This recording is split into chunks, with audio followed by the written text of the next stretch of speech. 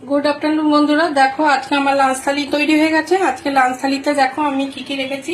Lunch থালিতে আছে গরম গরম সাদা ভাত, এখানে হচ্ছে কুমড়ো আর কাঠি কচু আর আলু দিয়ে একটা তরকারি মতো করেছি মাখো মাখো।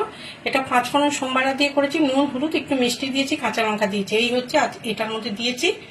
এখানে রেখেছি একটু পেঁপে আলু দিয়ে একটু পাতলা করে তরকারি রেখেছি, কালকের মতোই এটা রেখেছি পাতলা করে। এটা 5 ফোড়ন সোমবারে দিয়ে করেছি। আর এখানে রেখেছি আমি লাল শাক ভাজা বাদাম দিয়ে কালকের মতোই, তার সঙ্গে কাসুন্দি রেখেছি। আমাকে অনেকেই আমার ভিডিওতে কমেন্ট করে বলেছে যে লাল শাক দিয়ে কেউ কাসুন্দি খায় না বা কাসুন্দি কেমন লাগে জানি না, কিন্তু আমি বলবো একবার খেয়ে ট্রাই করতে, কারণ কি এটা খুবই সুন্দর লাগে খেতে, একবার দেখতে পারো খেয়ে। আর এখানে করেছি পনির আলু দিয়ে একটু মাখো মাখো করেছি, ঘি গরম মশলা দিয়েছি, পেঁয়াজ রসুন দিইনি। এই হচ্ছে আজকে আমার লাঞ্চ থালি। তোমরা কে কি লাঞ্চ করলে অবশ্যই ভিডিও দিও, দেখবো। আর আমার লাঞ্চ থালি তোমাদের কেমন লাগে অবশ্যই জানিও কমেন্ট করে। ভালো থেকো, সুস্থ থেকো। এই পর্যন্ত।